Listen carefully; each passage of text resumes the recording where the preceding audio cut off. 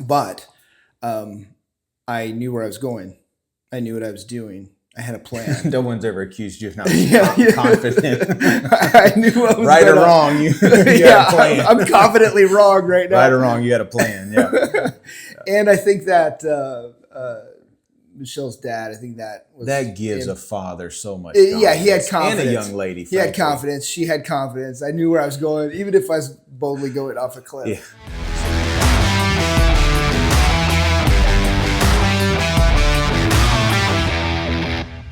Hey, my name is Tanner Cartwright. This is Jerry Dorris. We are here with Snake on the Table, where we will talk about literally anything. That's right. What's our snake?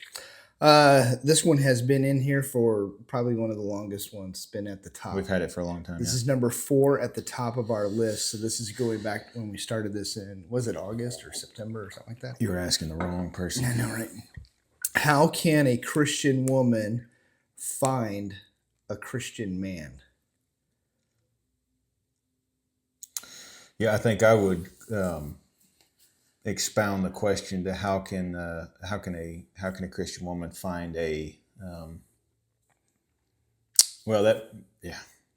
So I guess in my mind, part of the problem nowadays is there's so many men that are Christian and not ready. I would not let my daughters pursue it all, or let them pursue my daughters rather. So, why wouldn't you let them? So one of my biggest, as is probably known by those who listen to us, one of my biggest critiques of modern Christianity would be its effeminacy. And so there's a lot of young men that would have all their theology right, and yet they're soft. Mm-hmm. And I'm not interested in my daughters marrying a soft man. Yeah. I can tolerate a man with struggles and, doesn't have all his theology lined up perfectly if he is a man's man that I know is going to be able to protect and provide and lead my daughter. Yeah. I'm going to give more grace in that area than I am towards a soft man who might have all his theology lined up. Does that make sense? Yeah. So when they say, he's lacking confidence, he's not assertive, doesn't have a plan. Sure. Yeah. All of those things. Yeah. But yeah, just... or maybe even his plan is false. Like he's 19 years old and he's going to be a pastor.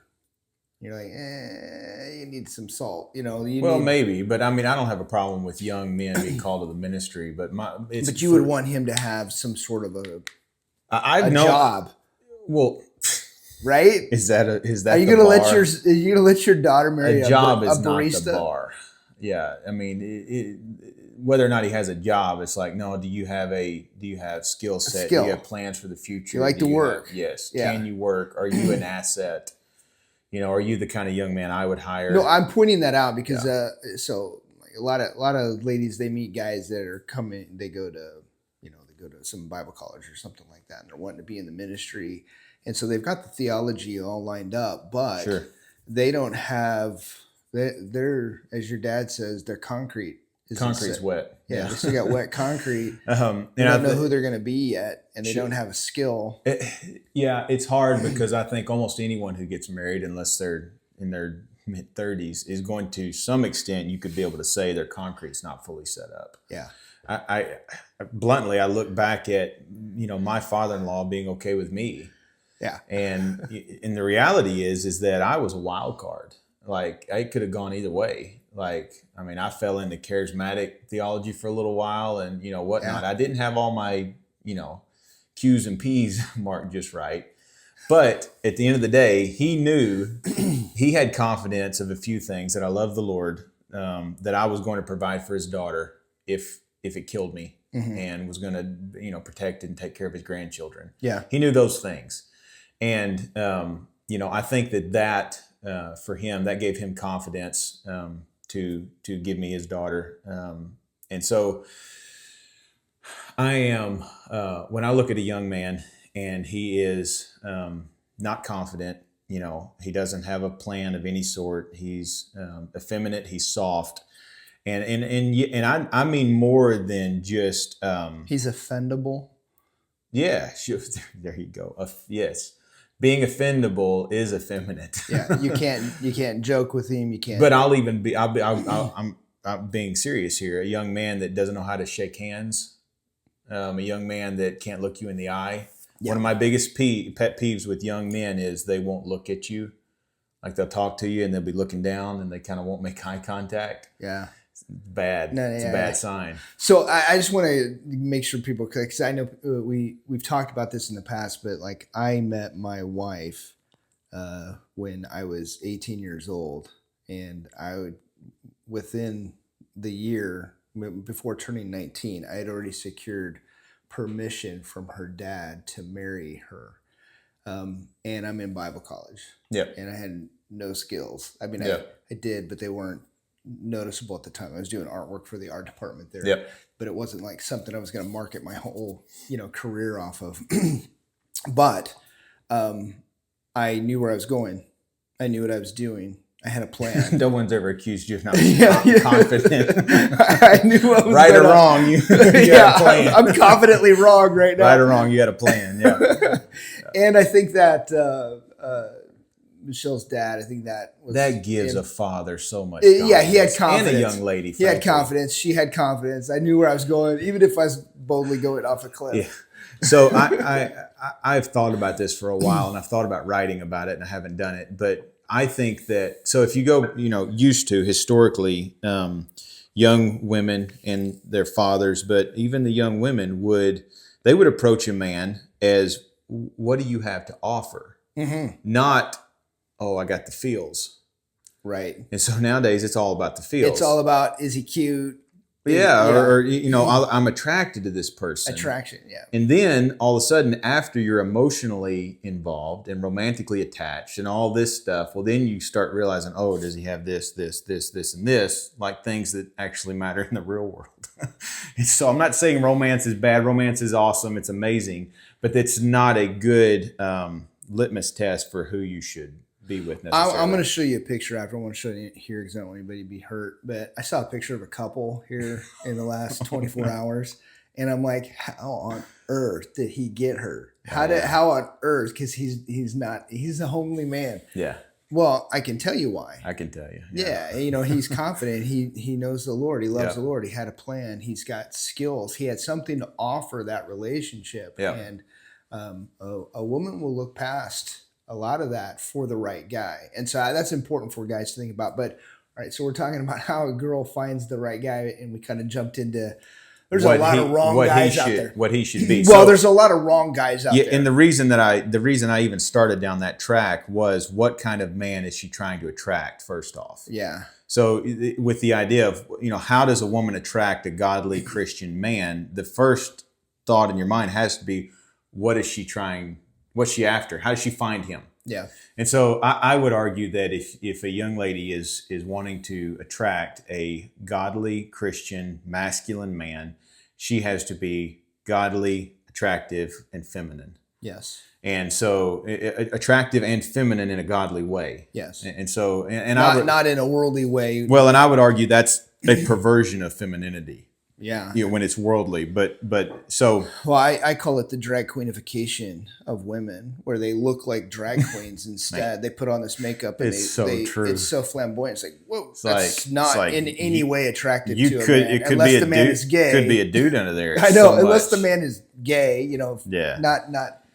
Yeah. Yeah. So for a young lady, you're wanting to attract a godly young man. Or maybe you're a little bit older and you haven't found a spouse yet. Yeah. And I know for myself, there were three things that attracted me to Laura specifically. And it was the fact that she was distinctly feminine. Mm-hmm. She honored her father, and she was frugal. Yeah. Those three things stick out in my mind. Like, she wasn't just about blowing money. Her respect and honor of her father was palpable. Yeah. Like, it was so, everyone knew she honored and respected her father. Great relationship with her father. Yeah. And she was distinctly feminine. Meaning she's wearing dresses. Yes. Now hair's curly. Sure. Yes. Not overly makeup. She's coming to church. She's dressed up. she's cute. She is being intentional about what she wears. Her hair's fixed. She's not showing up. Me and her have talked about this over the years, different times, but she used to work at a coffee shop, as is seemingly all young women do. But she worked at a coffee shop for a time, and she had to open, and it was like 4:30 in the morning. It was something crazy. She had an opportune time to be frumpy. Exactly. She had to be there really early. And every day she got up, she did her makeup, got ready, dressed, attractively, and did her hair, the whole 9 yards, every day, like clockwork. And you were there every morning. No. That was before me and her were interested in each other. Yeah, but regardless, there were a lot of young men that showed up every morning because she didn't. She never went anywhere frumpy. Yeah. And so I paid attention to that. And that tells you more. It tells you so much about somebody that they're intentional. Yeah, there's more to it than just looking pretty and attractive. It's telling you about their attention to themselves, their value of themselves. Yes. Because I feel like people... and discipline. Yeah, they're a disciplined She was person. a disciplined woman. Yeah. And those are... somebody's not going, okay, she does this and she's disciplined. Oh, she does this and she's punctual. Oh, she's... I wasn't thinking of it you're not thinking about that at the time. But it does. It plays into the kind of person... I'll be honest, I think about it now raising daughters. Yeah. So we've gone through Doug Wilson's book, Reforming Marriage, right, quite often with young couples. And one of the chapters in there is called Efficacious Love. And it talks about how the love of a father and a husband actually has a real tangible effect on their wives and daughters. And as I've thought about that, being a father specifically, he's talking about it with wives, but as a father, it seems weird to us that my love towards my daughters would communicate to actually in them being more beautiful. Mm-hmm. But my love for them, if I'm training them to be disciplined, to brush their teeth, to take care of their hair, to dress appropriately and in an attractive way, even at young ages, all of these things that I am slowly shepherding them and obviously their mother as well, and even more so. But as I am giving them the things they need to be attractive, to be distinctly feminine, to be disciplined, I'm working on right now hiring my 3 daughters with my business to do. One of them's going to do my secretary work, and we've got all this stuff. And I'm hopefully training them to be disciplined women. Mm-hmm. When they're 17, 18, 19, they're going to be a heck of a catch. Yeah. In my opinion, but that's the goal. So we're talking about the physical attractiveness that people see. Yes. They watch, they're seeing stuff. So, we can't not talk about weight. I know it's every time we do it's super uncomfortable. No, we have to. It is uncomfortable. Yeah. So I just would start with the caveat it's a huge factor. No pun intended. That this is actually something that women should be thinking about. Yep. And because men are going to, we're just talking about the general attractiveness here. I'll be blunt. This is something fathers with 10, 12, 13, 15-year-old girls need to be thinking about. Sure. Yeah, I definitely agree with that. But I want to start with the caveat that, of course, God has the guy for you. And, if you're struggling with your weight and it's challenging for you, the Lord still works. God has a guy for you, but we're talking about generalities here. So I don't want to put it on a woman to say, you can't overcome this, because there may be women out there that can't. We've talked about weight is challenging, especially in our culture where we're being pumped with seed oils and just all kinds of things that make it challenging for people to lose weight. But just in generality, it needs to happen. You got to do what you got to do, because it telegraphs all those other things about a disciplined life. And let's just, since we're talking about it, let's just be blunt. If you are heavy set, then you may end up with a heavy set man. Yeah. Most likely. Because a man that's in shape doesn't want a heavy set woman. Yeah. In general. And I'm just, it's just the way it is. Yeah. And so men are attracted to attractiveness.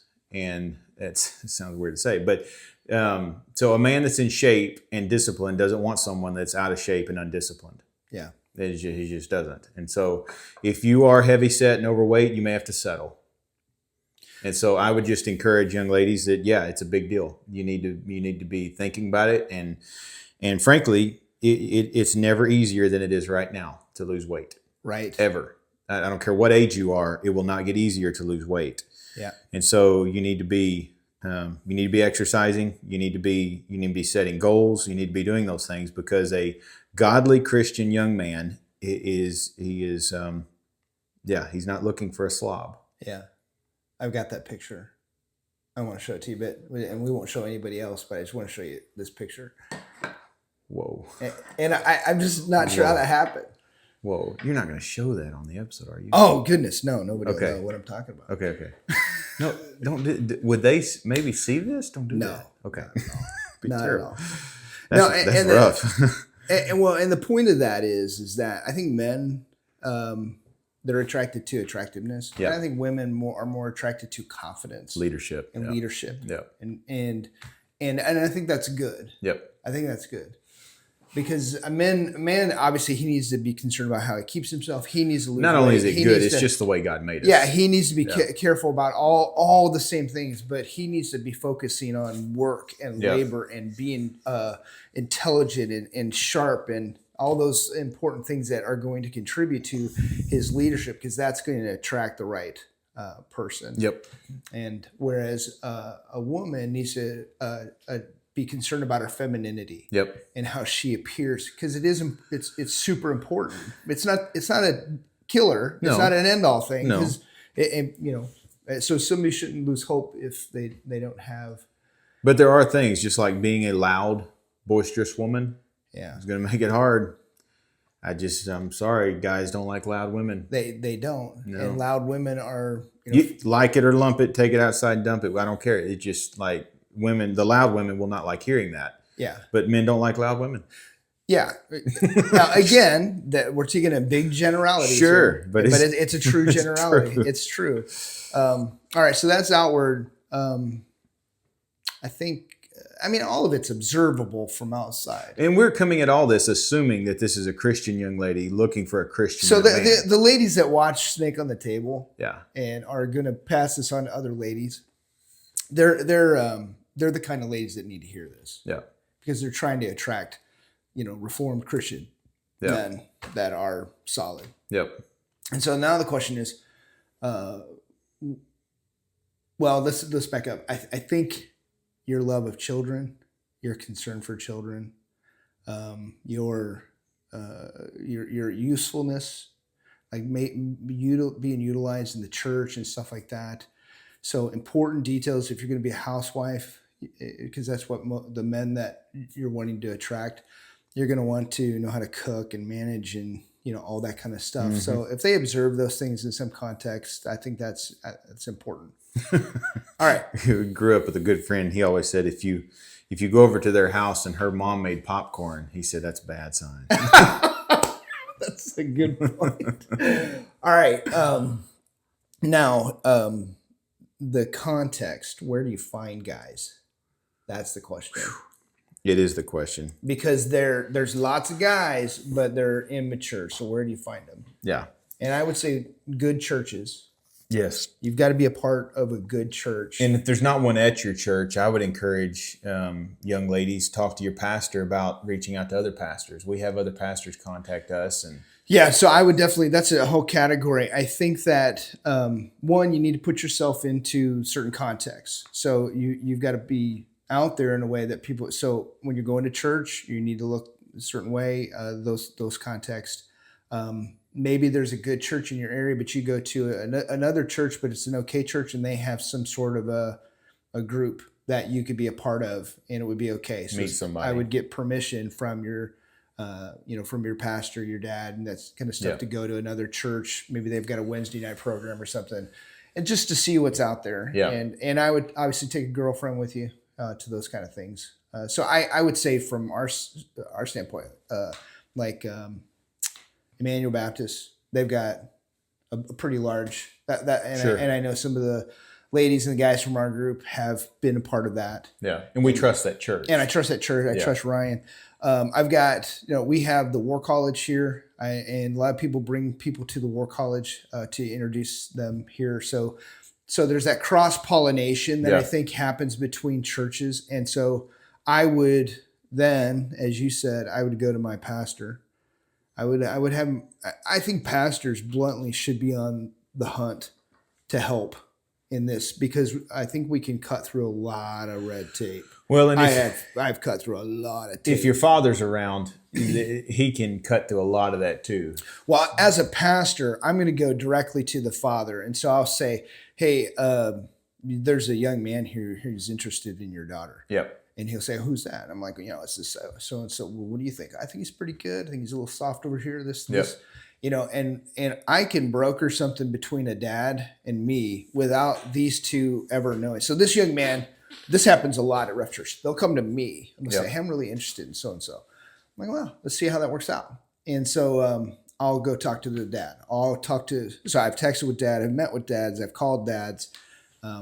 And we've had fathers come back and be like, "No way. Nope, not happening." I'm like, "Yep, not happening." And so I can then go back, and it's not put upon the young lady to ever have to say, "Yeah, I ain't interested." Now she can tell her dad, or she can tell me that I'm not interested, but I'm not going to go, "Yeah, dude, she does not like you. She thinks you're ugly. She thinks blah, blah, blah, blah."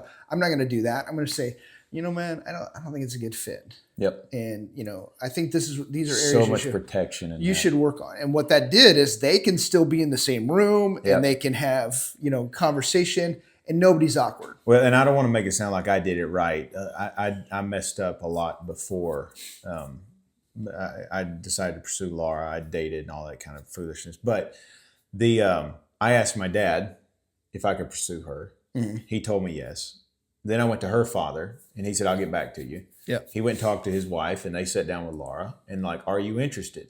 Yeah. And so then he came back to me and said, "She's interested." And I said, "Okay, well then I want you to tell me how you want me to do it." Yeah. And that's what we did. It's the way it should be. And it was wonderful, because if she had not been interested, he could have come back and been like, "I don't think it's going to work out." And I would never have to, like, there was no investment already. Like you just keeps you from that emotional like breaking that happens so often.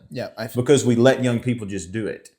It just needs to be helpful. I mean, used to back in the day, two fathers would just get together and be like, "Hey, I think they'd be a good match. Mm-hmm. Let's get them together, see if it works." Well, this is, if you looked at how people met in like 30s, 40s, 60s, 50s, 60s, coming through to modern day, it was always through family was number one. Yep. Or maybe your church function was number two. And then other social gatherings and stuff like that was really small. And now it has shifted. That is really low, that you met your spouse from somebody, a family member knew them, or you met them at church. It's like barely visible. And now it's social. Yeah. It's social media, dating apps, all these kind of things, which I think there's a place for them, but man, they're dangerous. I'm not a fan of dating apps, man. Well, I mean, there's sometimes they're a necessary It's like evil. shopping for a car. Yeah, well, it's purely based upon looks at first. Well, I mean, it's all you got. Yeah. Yeah, and you're just... and I get it. I get some people have used them. I understand. But, dude, I got one of my really good friends met his wife. He was playing video games. You know how people will play video games and they're playing with other people online? You know how that people do that? Yeah. And you apparently can chat with each other while you're doing that. And so they were doing that. And, he drove and met her. Yeah. It's wild. I can't conceive of that. I think I saw some here recently where there's these two people chatting. One's like, "Hey, you want to show what you look like in real life?" And they're like, "Yeah, we'll do that." Or no, and their profile pictures was, this guy is like a really buff dude, and this guy, this one over here is this beautiful flowing blonde hair and all this stuff. And they're like, "You want to show what you look like in real life?" "Yeah, let's do it." And so they fire it off, and it's two ugly dudes that are looking at each other. So funny. Involve other people. Yes. Don't go it alone. Because I think, and I want to see, and we're trying to, we'll talk about this at the end here, but we're wanting to see more couples and meeting because of church, because of connections, because of family and friends, making things work. And I want to see pastors and leaders of the churches be coordinating with other churches. So fathers have dropped the ball on this. They have. I remember going to one time asking a father to date his daughter. This was back when I was younger. And he was like, sure, why not? Yeah, why not go ask Whatever. her? Yeah, it's up to like the attitude. It's up to her. That makes me so mad. It's such a cop out. It makes me so mad. But for young ladies, if you're listening to this, I would just encourage you to involve your dad. Talk to him. Yeah. Be like, Dad, can you help me find a spouse? Help me find a guy. He wants you to find a spouse. He wants you to be married, have grandchildren, all those things. What you can do is have him watch this episode. Sure. That I think that would be helpful. Maybe. There needs to be some coordination that's happening, and I think that's valuable to happen. If you do watch this, I want to caution you that as a dad, you're so desperate for your son or your daughter to find somebody that you do compromise. Do not compromise just because you want them to find somebody. Even you've got a 32-year-old daughter and you feel like she's got somebody. You still have to guard the gate and to help her. And because that guy she may have met even at 32, and you may be like, wow, she finally met somebody. He may not be the guy, and you need to be able to discern that and have the sobriety to recognize that. Yeah, singleness is not worse than divorce. Oh my goodness, brother, that is a true statement.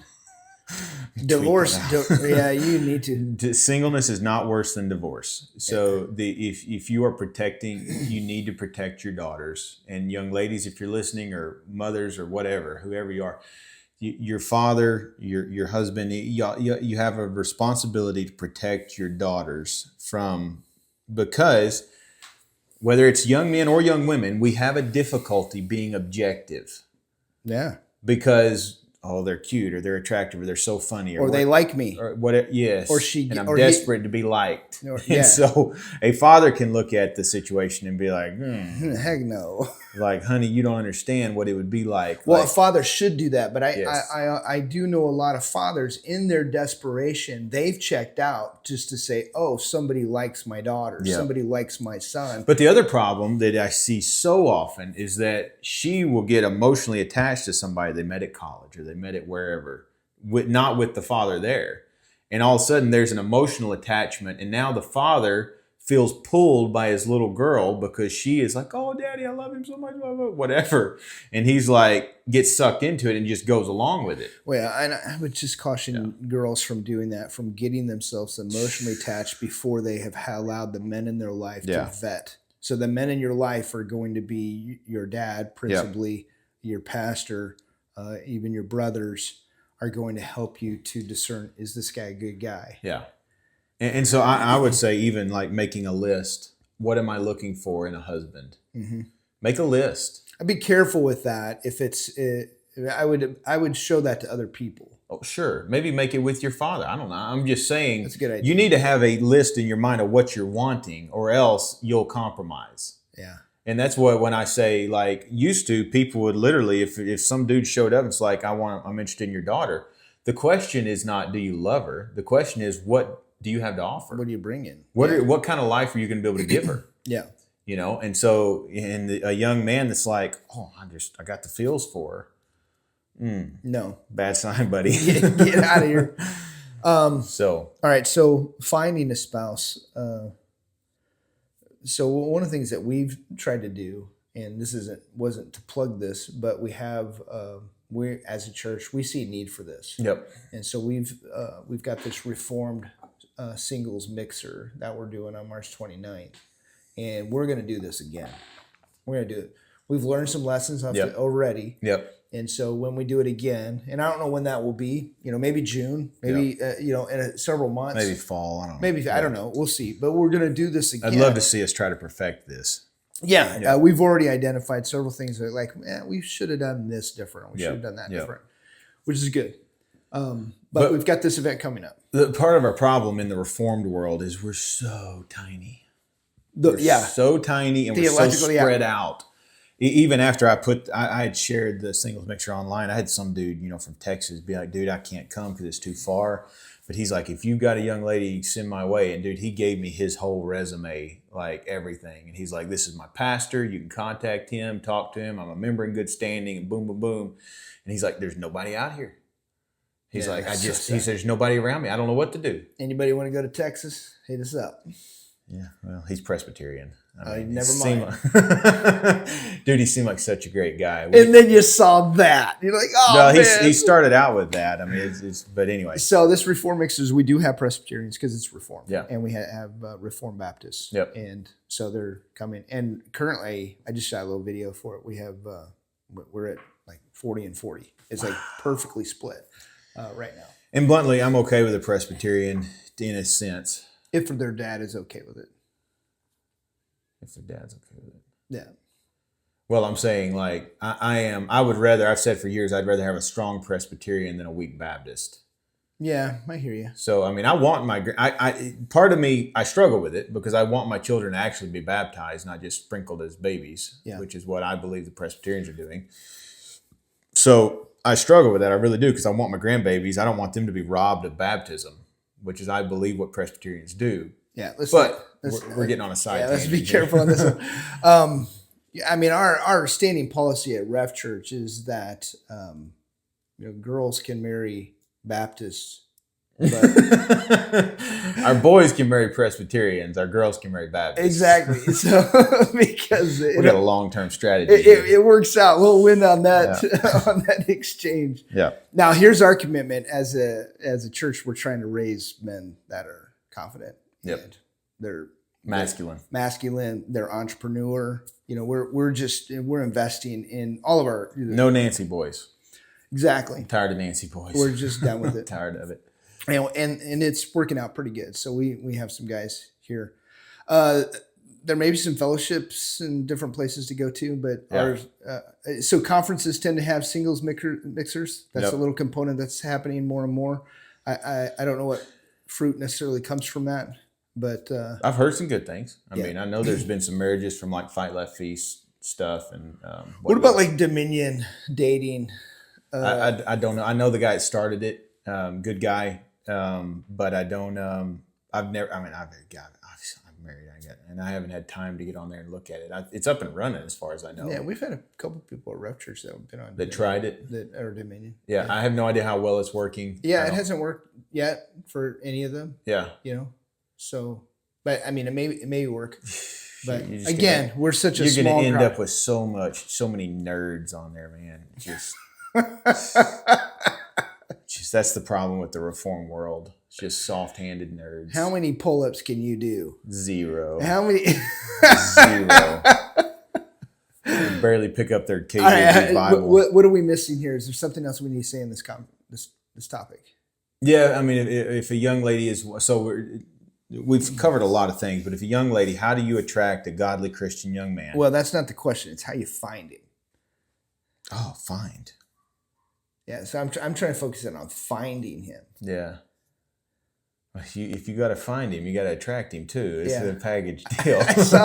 I'm sorry, I keep saying all the things I saw, but I saw this video. I sent it to 3 of the single ladies in our church, but it's this lady's putting on her Bible and she's putting out all these different things on the porch and she's making these calls to try to get some guy to come. Doing turkey calls.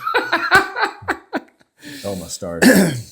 Yeah. So how do you find a Christian man? I think if there are none in your church, if there's none in your area that you know of, then you talk to your father, you have him talk to the pastor, or you both meet with the pastor, have them contact other pastors from churches that you trust and know, and just be proactive. I mean, I'm not an advocate of young ladies pursuing men.